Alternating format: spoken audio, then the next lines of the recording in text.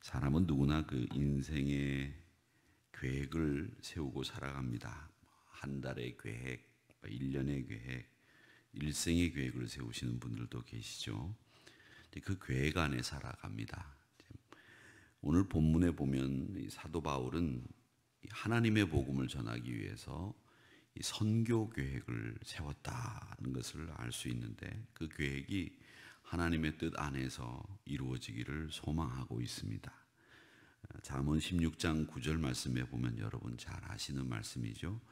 사람이 마음으로 자기 길을 계획할지라도 그 걸음을 인도하는 자는 여호와이시니라 라는 말씀이 있습니다. 그러니까 하나님께서 이 일을 이루지 않으면 안 되는데 내가 가지고 있는 계획이 있다 이렇게 얘기를 하는데, 그 계획이 바로 뭐냐면 로마 교회를 방문하고자 하는 계획이었습니다. 근데 그 로마 교회를 방문하고자 계획을 가지고 있었지만 그것이 22절 말씀에 보니까 뭐라고 말씀하시는가 하면 여러 번 막혔다. 즉 내가 가지고 있었던 계획대로 로마 교회를 가지 못했다 이렇게 이야기를 하면서 그 가지 못한 이유를 설명하고 있습니다. 그러면서 이분이 이제 이 로마 교회를 방문해야 되는 것에 대한 상세한 자기가 왜 가야 하는지를 이야기를 합니다.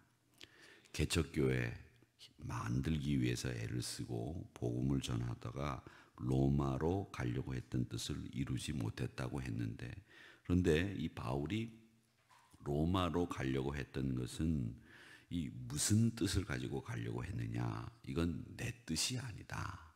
로마로 가려고 하는 건 하나님의 뜻이다. 그렇기 때문에 너희들도 하나님의 뜻이 이루어지는 것을 기다리고 있어라. 이 말씀을 합니다.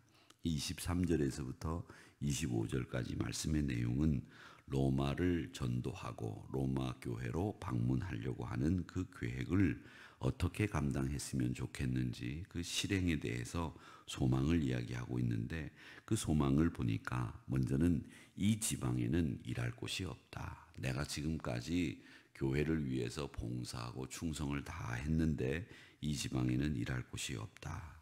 그리고 여러 해 전부터 너희들에게 가기를 바라고 있었다.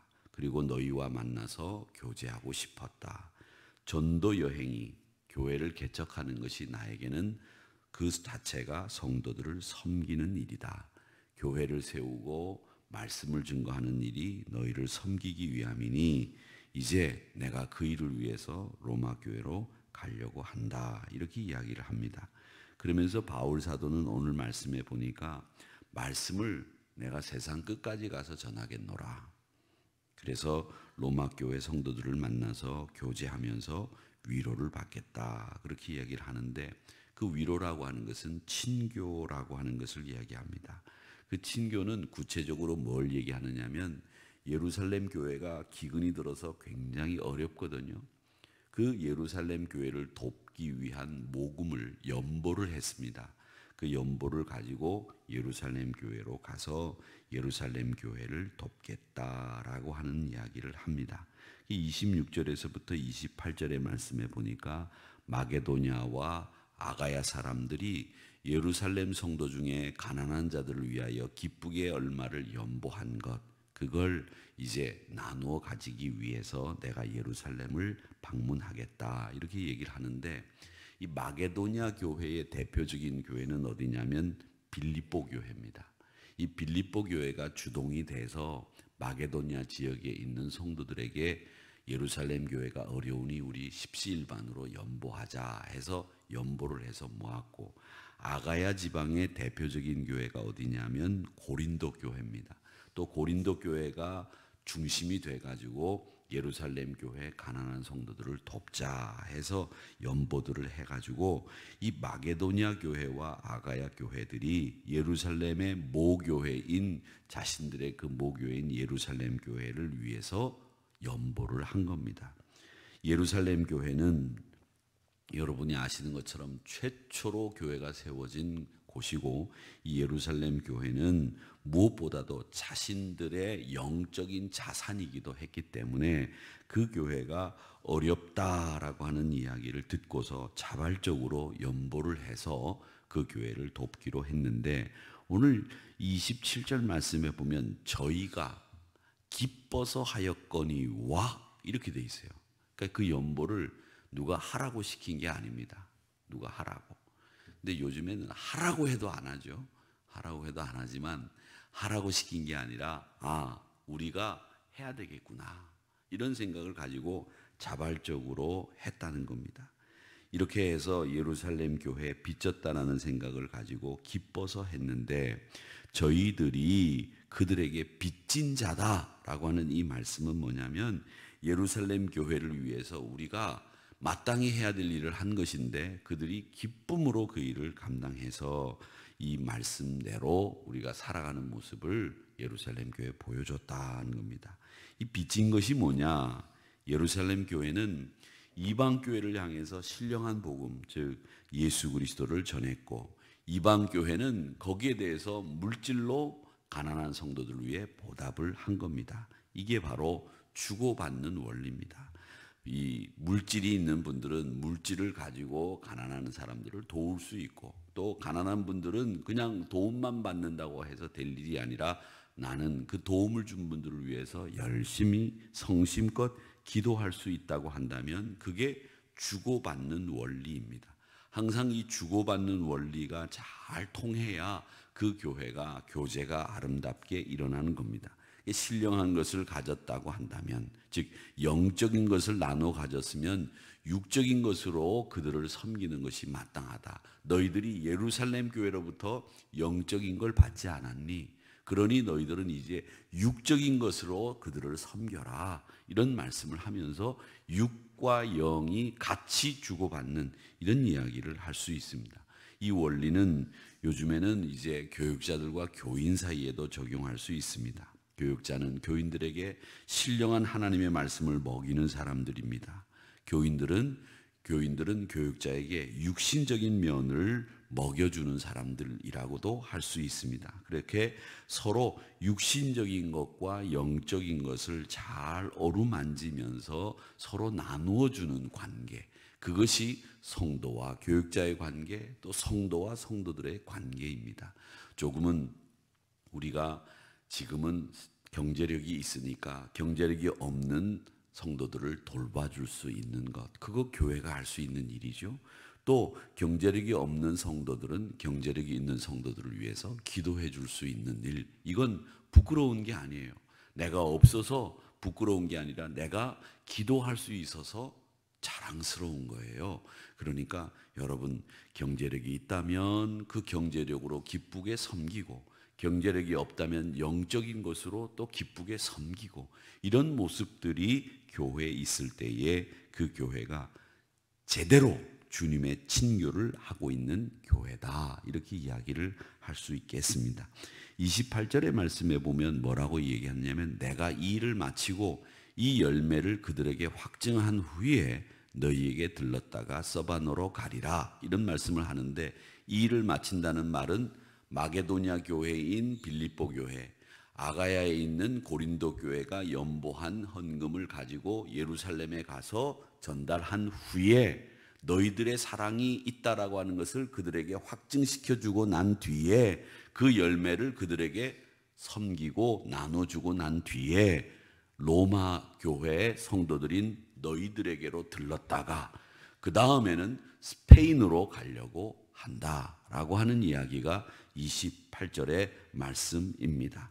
그래서 이 말씀을 보면 그 헌금의 성격이 무엇인지를 분명히 밝혀주고 그걸 전달하는 일을 완결시키고 난 뒤에 서바나인 스페인으로 가겠다라고 하는 겁니다. 근데 이 바울 사도가 이 서바나로 가겠다라고 하는 이유를 설명한 어떤 말도 없습니다. 왜 서바나로 가려고 하는지 이유가 없는데, 우리가 추측컨대 이 초대교회 성도들에게 있어서 예수님의 말씀은 정말 금지옥엽이고 이 말씀은 생명을 걸고 지켜야 되는 말씀인데, 예수님이 뭐라고 말씀하셨냐면 땅 끝까지 이르러 복음을 증거해라 이렇게 이야기를 했는데, 당시 초대교회 성도들에게 있어서 땅 끝은 어디냐면 스페인이었어요. 거기까지밖에 몰랐다는 거죠. 거기 이상은 지구가 아직 둥글다는 것도 몰랐고, 그 다음에 이 유럽 이외에 다른 세상이 있다고 하는 것 자체도 아직까지는 어렴풋이 알고 있었지만 잘 몰랐다는 거예요. 그래서 당시의 사람들에게 있어서 땅 끝은 어디냐? 땅 끝은 자신들이 알고 있는 땅 끝, 갈 수 있는 땅 끝은 서바나다 생각을 했기 때문에 이 서바나로 가리라라고 하는 말씀은 사실은 어떤 특정한 나라를 가겠다라고 하는 말이 아니라 예수님의 말씀대로 내가 땅 끝까지 가서 복음을 증거하라고 하셨으니 그 명령을 내가 따르겠다라고 하는 뜻으로 서바나로 가리라 이렇게 말씀을 하시고 있는 겁니다. 이 말은 뭐냐면, 우리가 주님의 말씀이라고 한다면 그 말씀은 내가 생명을 걸고 지켜야 되는 말씀입니다 라고 하는 것을 바울 사도는 알고 지키고 있었다는 사실을 보여주고 있는 겁니다. 여러분, 주님의 말씀 한 절 한 절을 여러분들이 생명처럼, 저와 여러분이 생명처럼 지켜나가시기를 주님의 이름으로 축원합니다. 이렇게 모든 생활 속에 주님의 말씀이 그 심령을 통해서, 육신을 통해서 역사하고 있었다라고 하는 것을 우리가 볼 수 있습니다.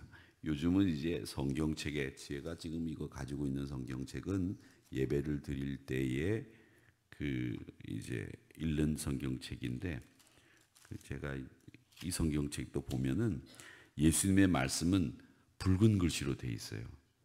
누가복음서 같은 데 보면 붉은 글씨로 돼 있어요.